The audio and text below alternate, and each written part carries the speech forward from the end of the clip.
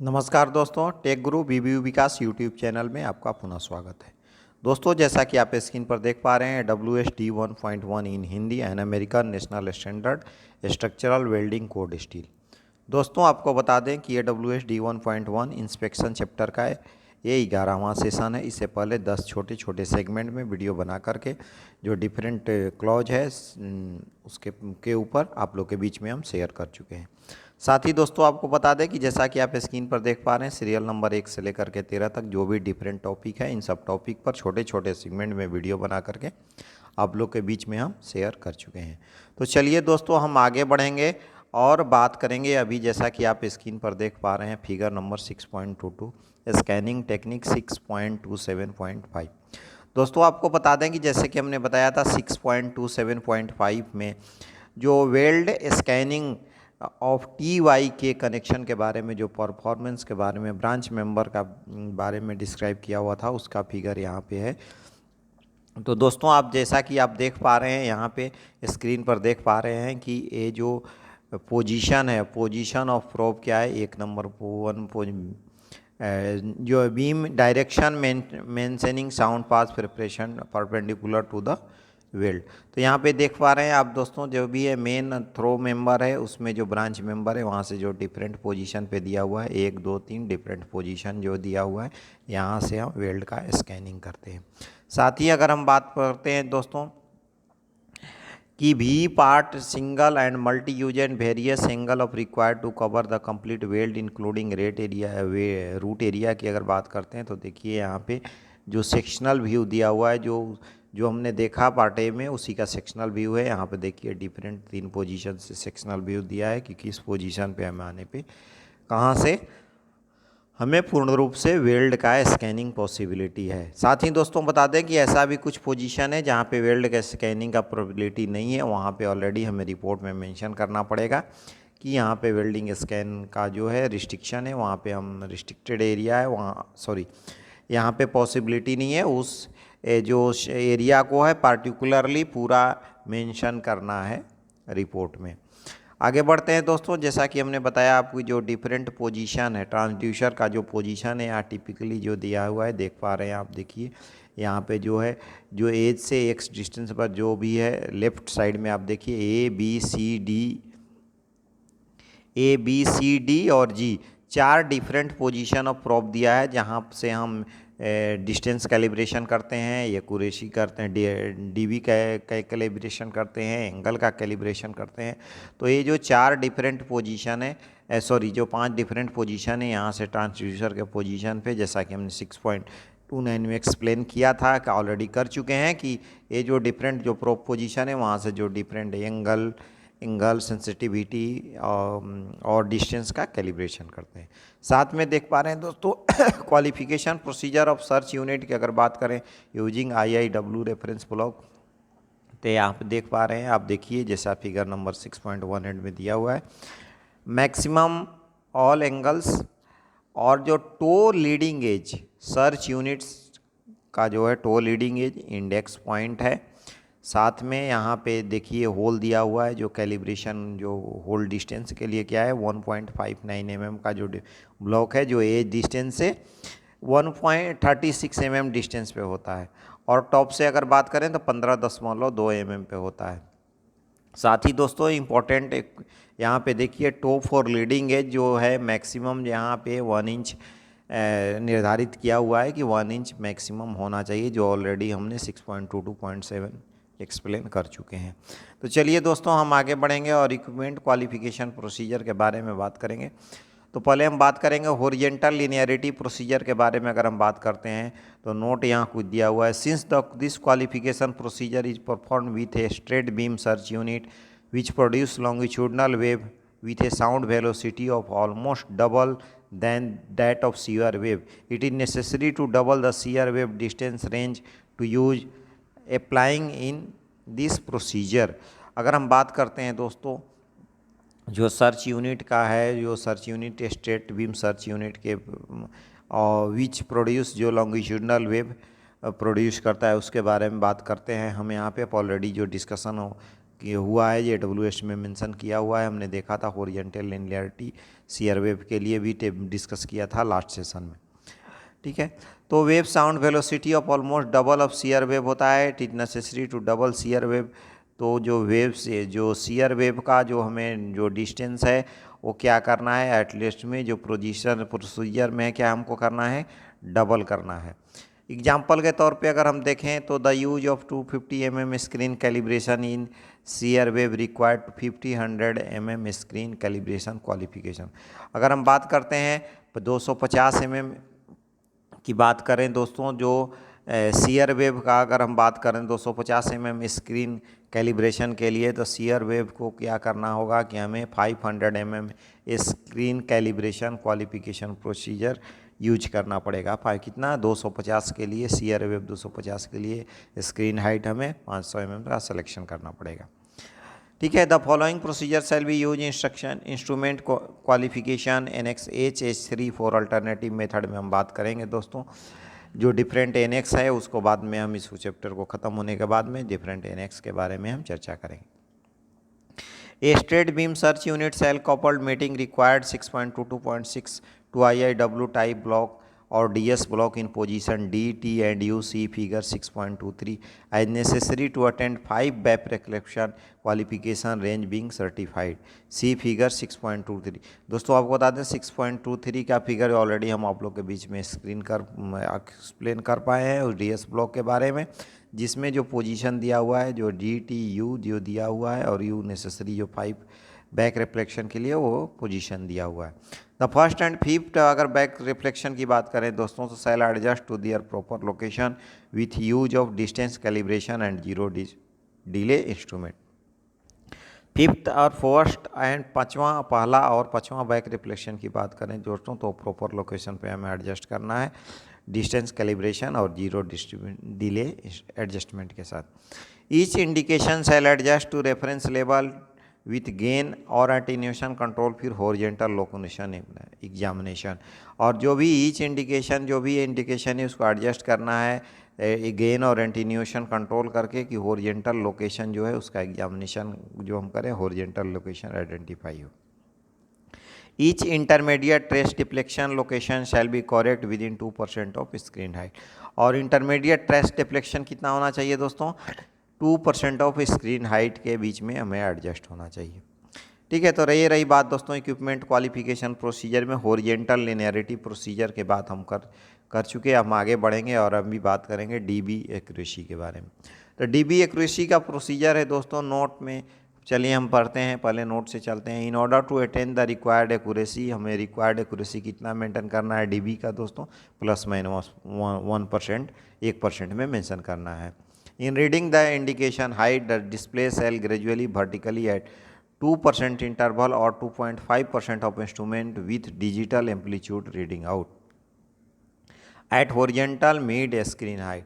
दोस्तों क्या करना है हमें, जो DB को मेंशन कितना करना है, मेंटेन करना है ±1% एक्यूरेसी में। और जो डिस्प्ले सेल भी ग्रेजुएटेड वर्टिकली कितना होना चाहिए, 2% के इंटरवल और 2.5% for instrument with digital amplitude height या एट जो हॉरिजॉन्टल मिड स्क्रीन हाइट का होना चाहिए। These graduation shall be place at display 60% to 100% screen height. और इसको कितना रखना है दोस्तों, 60 से 100% तक स्क्रीन हाइट में हमें रखना है।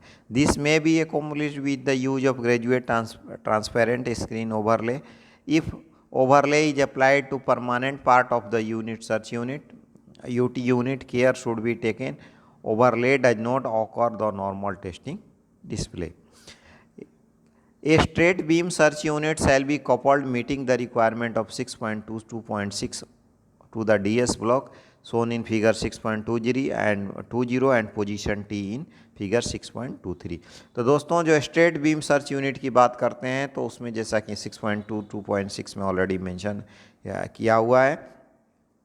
और अगर फिगर की बात करते हैं दोस्तों, फिगर नंबर 6.20 और फिगर नंबर 6.23 में मेंशन किया हुआ है, जो कि ऑलरेडी हम एक्सप्लेन कर चुके हैं।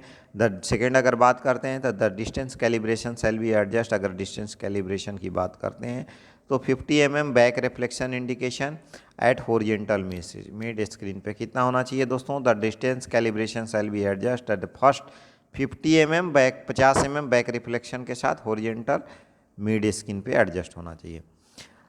थर्ड बात करें दोस्तों, द कैलिब्रेटेड गेन और attenuation control should be adjust so that indication is exactly at और स्ट्रिक्टली 40% ऑफ स्क्रीन हाइट। और कैलिब्रेटेड गेन और अटेन्यूएशन की अगर बात करते हैं तो उसको ऐसे कंट्रोल करना है, जो भी इंडिकेशन है दोस्तों स्लाइटली अबव 40% से थोड़ा सा ज़्यादा स्क्रीन हाइट पे एडजस्ट करना है। The search unit shall be move toward position U see figure 6.23 until the indication is exactly 40% of screen height. जैसा कि फिगर नंबर 6.23 में दिया हुआ है, सर्च यूनिट को मूव करना है टुवर्ड पोजीशन यू के तरफ, तब तक उसको मूव कर कर के पोजीशन को शिफ्ट करना है जबकि उसका जो इंडिकेशन है वो 40% स्क्रीन हाइट के अचीव ना हो जाए।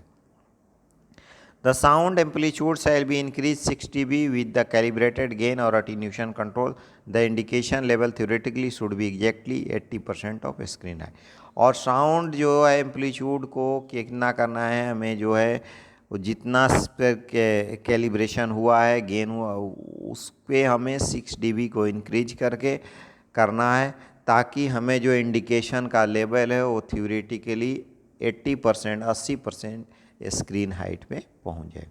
The dB reading shall recorded under A and actual percent screen height under B from 5 step 5 on the certification report from M to M eight line 1। तो दोस्तों जो डीबी रीडिंग है वो रिकॉर्ड करना है हमें ए और A actual screen percentage screen height और बी फ्रॉम सर्टिफिकेशन रिपोर्ट में जो एनएक्स एम और एम8 में मेंशन किया हुआ, फॉर्म एम8 में मेंशन किया हुआ है। आगे हम बात करेंगे दोस्तों, तो the search unit shall be moved further toward position you until the indication exactly 40% of screen है। आगे फिर क्या करना है दोस्तों कि सर्च यूनिट को यू के तरफ मूव करना है, जैसा कि फिगर 2.3 में दिया हुआ है, और में जो एग्जैक्टली 40% जो है स्क्रीन हाइट को मेंटेन करना है। Step 5 shell be repeated. Step जो 5 हमने बताया कि साउंड एम्पलीट्यूड को 6 dB जो एग्जैक्टली जिस पे कैलिब्रेट करें 40% स्क्रीन हाइट का, उसके बाद 6 dB बढ़ा करके HDB 80% पर उसको अचीव करना है। तो स्टेप 5 को फिर रिपीट करना है। फिर स्टेप 5 के बाद में स्टेप 6 को रिपीट करना है, except information consecutive line on NX M और एम8 में जैसा दिया हुआ है। नेक्स्ट दोस्तों अगर बात करें तो step 7, 8, 9 shall be repeated consecutively until the full range of gain control reach at 60 dB minimum. और 6, 7 जो 7, 8, 9 जो प्रोसीजर है, वो जो स्टेप है उसको रिपीट करना है एग्जैक्टली जब तक कि वो जो गेन कंट्रोल किया है फुली रीच ना हो जाए, एटलीस्ट 60 dB मिनिमम रीच ना हो जाए। The information from row A and B shall be applied in equation 6.30.22 or monograph described in 6.30.23 calculate the correct dB। तो जो दोस्तों जो A और B का वैल्यू है उसे हमें 6.032 और 6.023 कैलकुलेटेड करेक्टेड dB में हमें वैल्यू डाल करके उसके कैलकुलेट करना है।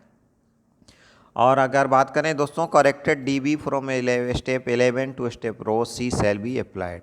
और करेक्टेड डीबी जो होगा 11 टू रो सी में अप्लाइड करना है। Row C value shall be subtracted from row A value with the difference row D dB error shall be applied.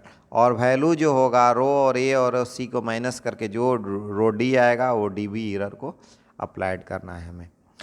दोस्तों साथ में यहाँ नोट दिया हुआ है, दिस वैल्यू में आइदर पॉजिटिव और निगेटिव और also and so noted example and application form of M8, 9, 10 and found in NX M। Further जो है ये वैल्यू पॉजिटिव और निगेटिव भी हो सकता है दोस्तों, जैसा कि NX M8, 9 में दिया हुआ है, उसको हम आगे डिस्क्राइब करेंगे। In information shall be tabulated on the form on a form including minimum equivalent information at display for M8 and unit evaluated conformance with the instruments on that form. और जो भी इंफॉर्मेशन है M8 के according उसे हमें tabulated form में record करना है।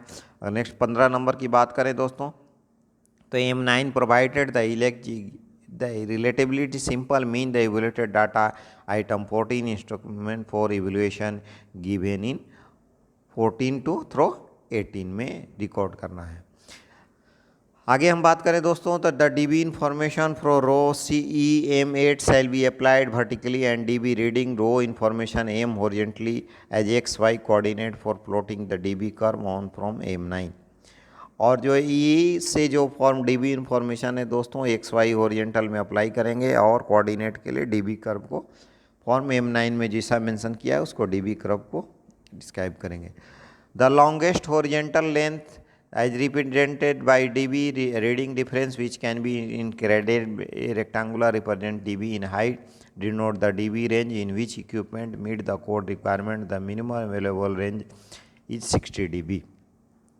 Equipment that are not meet the minimum requirement may be used provide the correction factor developed use the discontinuity evaluation outside the instrument acceptable linearity range or the well testing and discontinuity evaluate kept with the acceptable vertical linearity range of the equipment. The dB error figure rho d may be used in correction factor in figure.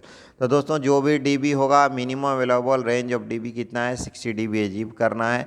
कुछ अगर कुछ में कोई instrument है इस requirement को use form नहीं कर रहा है उसको भी हम यूज कर सकते हैं, बट जो भी है उसका इंस्ट्रूमेंट का linearity well distance discontinuity acceptable vertical रेटी रोज एंड इक्विवेलेंट जो भी है उसको डिस्क्राइब करके उसका इवेल्युएट उसके बेस पे हमें करना होगा। तो दोस्तों अभी हमने जो जिक्र किया इक्विवेलेंट इक्विपमेंट क्वालिफिकेशन प्रोसीजर में हॉरिजॉन्टल लिनियरिटी प्रोसीजर का और डीबी एक्यूरेसी के बारे में, तो होप ये दोनों के बारे में अपनों को कुछ ना कुछ आइडिया आ गया होगा। और अभी हम बात करेंगे, अगर हम बात करते हैं डेसिबल इक्वेशन के बारे में, तो decibel equal dB2 minus dB1 equal to 20 into log %2 divided by %1 या dB2 20 into log %2 divided by %1 plus dB1 as related to mx1। दोस्तों जैसा कि बताया जो भी है ये जो डिफरेंट dB है इसको लॉग इन का फॉर्म में करके dB1 से dB2 का जो भी है उसको कैलकुलेट करना है। अगर यहाँ हम dB1 की बात करें तो dB रो ए की है, dB2 बात करें रो सी, अगर %1 की बात करें रो dBb और %2 की बात करें दोस्तों डिफाइंड इन फॉर्मेट। दोस्तों आपको बता दें कि जैसा कि NX में डिफरेंट जगह पर दिया हुआ है NX का रिक्वायरमेंट दिया हुआ है, उस डिफरेंट जो NX को हम एक एक करके आगे जिक्र करेंगे ताकि ये जो हमें जो भी जो रेफरेंस है वो NX में दिया हुआ है उस NX के माध्यम से हमें पूरा रेफरेंस जो है वो क्लियर हो जाए। ठीक है दोस्तों, तो 6 NX M की बात करेंगे तो the following note apply to use monograph of NX M for M10 row ABCD and E on certification sheet NX M format ABCD C scale monograph NX M form M10. The 0 point of C scale be fixed and adding the necessary value to corresponding with the instrument setting 0, 10, 20, 30 etc. तो NX M का जो procedure है जैसा कि हमने बताया दोस्तों कि NX M का हम आगे जिक्र करेंगे कि जो भी डिफरेंट जो है क्राइटेरिया है जहाँ वैल्यू है उसको कैसे मेंशन करेंगे, M1 M8 M10 में जो दिया हुआ है उसको कैसे करेंगे। अगर प्रोसीजर की हम बात करते हैं दोस्तों तो the following procedure shall be apply to monograph in NX M form M10। अगर हम M10 की बात करेंगे तो a straight line between decibel reading form row A applied to the C scale and the corresponding percentage row to be applied to A scale shall be extended. The point where straight line from step A cross the pivot line B, the pivot point for a second straight line shall be used. A second straight line form the average percent point on the scale A through the pivot point developed in step 2 and step C scale shall be exempt. This point on the C scale is indicative on the corrective dB used for real C. तो दोस्तों अगर हम बात करते हैं NX M में तो जैसा कि आपने देखा कि NX M का जो फोर नोन मोनोग्राफ में क्या क्या अप्लाई होगा रो ABCD, और प्रोसीजर के लिए हमने जिक्र किया कि प्रोसीजर A में रो A में किसको रखेंगे, रो B में किसको रखेंगे। तो होप इसके बारे में NX M और NX M के प्रोसीजर के बारे में आप लोग को कुछ आइडिया होगा। आगे हम बात करेंगे NX के बारे में, अपेंडिक्स के बारे में, वहाँ से हमें जानने की कोशिश करेंगे कि ये सब डिफरेंट जो नोटेशन कहाँ से हम लेकर के कहाँ आगे बढ़ेंगे। अगर हम बात करते हैं आगे दोस्तों मोनोग्राफ का, तो for example the use of monograph CNX M for maintain internal reflection procedure. Monograph के लिए नोमोग्राफ के लिए क्या करेंगे दोस्तों, एग्जाम्पल की अगर तौर पे हम बात करें तो NX एम फॉर्म एमटेम को रेफर करेंगे, जो आगे हम बताएंगे, डिस्कस करेंगे। इंटरनल रिफ्लेक्शन प्रोसीजर की अगर हम बात करें दोस्तों, the calibrate the equipment in conformance with 6.25.5। अगर इंटरनल रिफ्लेक्शन प्रोसीजर की बात करें तो इक्विपमेंट को हमें कैसे कैलिब्रेट करना है, 6.25.5 के अकॉर्डिंग करना है। Remove the search unit from the calibration block without changing any other equipment adjustment.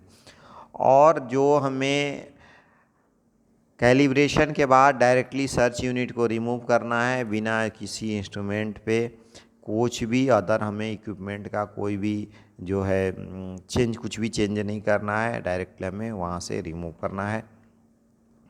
Increase the calibrated gain और attenuation 20 dB more sensitive then reference block. और जो कैलिब्रेटेड गेन जो है अटेन्यूएशन को जो भी सेंसिटिव ब्लॉक है 10 to 20 dB से हमें इंक्रीज करना है। The screen area 12 mm sound part and above reference level shall be free of any indication. Screen area की अगर हम बात करें दोस्तों, तो ये स्क्रीन एरिया 12 mm जो भी साउंड पाथ अगर बात करें बियॉन्ड 12 mm की 12 mm की बात करें तो वो भी level height shall be free, उतना जो होना चाहिए वो रेफरेंस लेवल वो में किसी तरह का हमें इंडिकेशन नहीं आना चाहिए। नेक्स्ट अगर हम बात करें दोस्तों डिसकंटिन्यूटी साइज इवैल्यूएशन प्रोसीजर का, तो हमने इस सेशन में बात करा था स्ट्रेट बीम लॉन्गिट्यूडिनल टेस्टिंग के बारे में, टेक्निक यूज करके हमने बात किया था। The size of laminar discontinuity की बात करें दोस्तों, ये नॉट ऑलवेज इजीली डिटरमाइंड, ये आसानी से डिटरमाइन नहीं हो सकता है, especially those that are smaller than the transducer size. जो स्पेशली अगर हम बात करें लेमिनार डिसकंटिन्यूटी है और उसका साइज जो है ट्रांसड्यूसर साइज से स्मॉल है, वो बहुत डिफ़िकल्ट होता है आइडेंटिफाई करने में। When the discontinuity is larger than the transducer, a full loss of back reflection will occur and 6 dB loss of amplitude measure the center line of the transducer usually reliable to determine the discontinuity age। अगर हम बात करते हैं दोस्तों, अगर कोई भी discontinuity transducer से बड़ा है, ट्रांसड्यूसर के साइज से बड़ा है, तो वहाँ पे क्या होता है दोस्तों कि full loss of back reflection होता है अकर एंड 6 dB लॉस होता है एम्पलीट्यूड में। फुल बैक रिफ्लेक्शन लॉस होगा, लॉस ऑफ बैक रिफ्लेक्शन होगा और एम्पलीट्यूड में कितना होगा 6 dB का लॉस होगा और instrument center line of transduction. ठीक है। However the experiment size evaluation of those reflector which are smaller than the transducer shall be made by beginning outside the discontinuity with the equipment calibration conformance with the 6.25.4 and moving the transducer toward the area of discontinuity until indication of the display begin to form। अगर हम बात करें दोस्तों aware जो approximately evaluation दो reflector की अगर हम बात करें जो ट्रांसड्यूसर साइज से स्मॉलर है, ट्रांसड्यूसर के साइज से स्मॉलर है, छोटा है, तो उसको हम 6.25.4 का जो प्रोसीजर है उसके अकॉर्डिंग में फॉलो करके ट्रांसड्यूसर को मूव करके जो ABCDE जो पोजीशन दिया हुआ था उस के अकॉर्डिंग हम जो हमने फिगर नंबर फिगर नंबर की अगर हम बात करें दोस्तों, तो फिगर नंबर 6.21 में यूटी स्कैनिंग जो पैटर्न दिया था उस पैटर्न को लेकर के हम अगर हम बात करें तो उसके अकॉर्डिंग हमें लेकर के उस छोटे जो एरिया है उसको पार्टिकुलरली स्कैन करना है और स्कैन करके उस डिसकंटिन्यूटी को इवेलुएट करना है। ठीक है। The leading edge of search unit point is indicative of the edge of discontinuity. और लीडिंग एज की जैसे बात की है वो इंडिकेटिव जो है वो होना चाहिए। अगर हम बात करें दोस्तों shear wave angle beam shear wave testing की बात करें तो the following procedure shall be used to determine the length of indication with DB range more serious than the class D indication. अगर हम बात करें दोस्तों तो the use of determination of indicative length with D rating more serious than the G indication. The length of such indication shall be determined by measuring the distance between the transducer center line location where indication rating amplitude 50% 6 dB below the rating for the applicable discontinuity classification. This length shall be recorded under discontinuity length of the test where the warranted by discontinuity amplitude. This procedure shall be repeated to determine the length of class A, B, C discontinuity 6.32 scanning procedure pattern figure 6.21. तो दोस्तों जो भी angle beam से हम search करेंगे और जो भी डिसकंटिन्यूटी हम आइडेंटिफाई करेंगे और डिसकंटिन्यूटी का जो आइडेंटिफिकेशन होगा दोस्तों, अगर हम बात करें तो किस क्लास के अकॉर्डिंग हुआ, जैसे हमने शुरू में ही आपको जिक्र किया AWSD 1.1 में जो different class of A, B, C, D 4 type का डिसकंटिन्यूटी का एक्सेप्टेंस क्राइटेरिया दिया हुआ है, उसके बेस पे हम जो डिसकंटिन्यूटी अचीव होगा उसको हम उस किस बेस पे हमें एक्सेप्ट करना है, साइज के अकॉर्डिंग और किस क्लास के अकॉर्डिंग एक्सेप्ट करना है, उसके अकॉर्डिंग डिसकंटिन्यूटी का जो आएगा उसको रिकॉर्ड करना है। ठीक है, अगर हम बात करें क्लास ए टाइप का डिसकंटिन्यूटी है और क्लास ए के अकॉर्डिंग जो है वो डिसकंटिन्यूटी आया वो एक्सेप्टेबल है, तो फिर कोई ज़रूरत नहीं है हमें रिकॉर्ड करने का। बट अगर क्लास ए अकॉर्डिंग वो एक्सेप्टेबल नहीं है तो डिसकंटिन्यूटी को रिकॉर्ड करना है।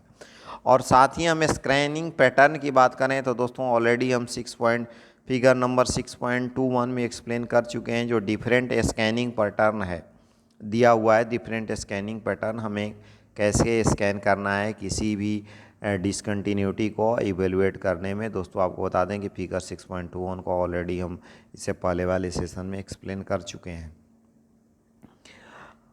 तो दोस्तों हम बात करेंगे अभी लॉन्गिट्यूडनल डिसकंटिन्यूटी की। अगर हम बात करते हैं तो स्कैनिंग मोमेंट ए, अगर हम बात करें लॉन्गिट्यूडनल डिसकंटिन्यूटी का तो यहाँ पे हम बात करेंगे स्कैनिंग मोमेंट ए।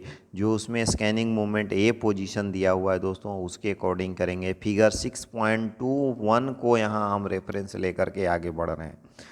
तो फिगर नंबर 6.21 को रेफरेंस लेकर के आगे बढ़ रहे हैं। अगर हम स्कैनिंग लॉन्गिट्यूडनल डिसकंटिन्यूटी की बात करें तो उसमें फिगर नंबर 6.21 में हम स्कैनिंग मोमेंट ए को फॉलो करेंगे और रोटेशन एंगल कितना होगा उसमें 10 डिग्री होगा।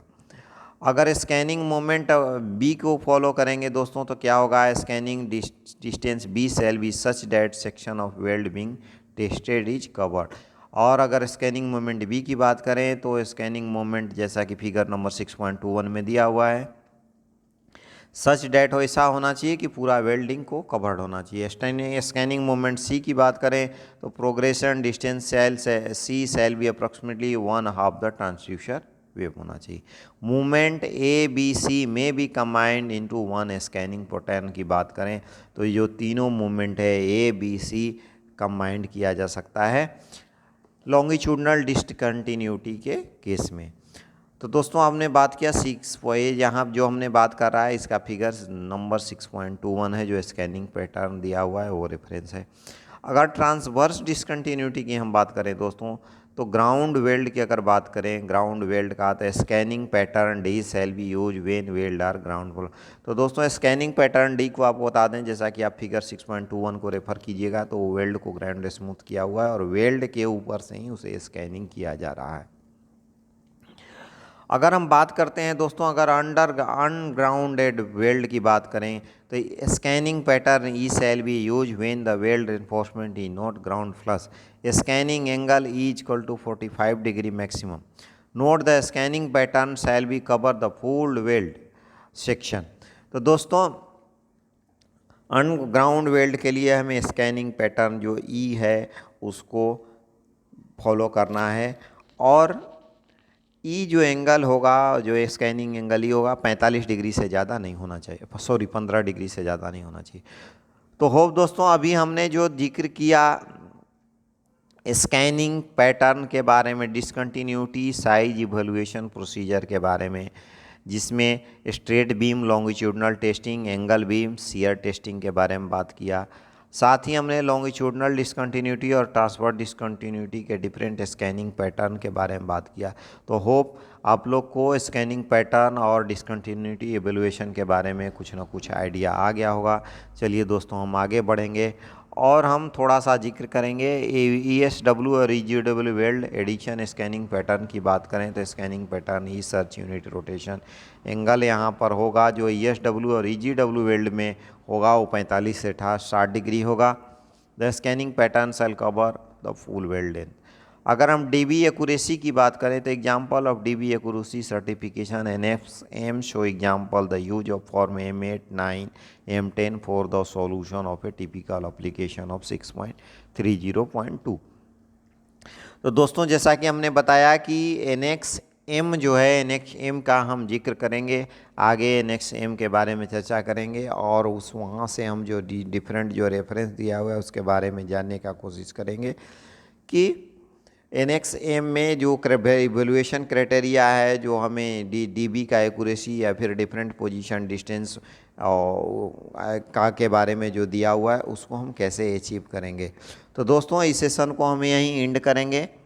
हम नेक्स्ट सेशन में हम पार्ट G के बारे में, अदर एग्जामिनेशन मेथड के बारे में जिक्र करेंगे। तब तक के लिए okay, bye bye, thank you.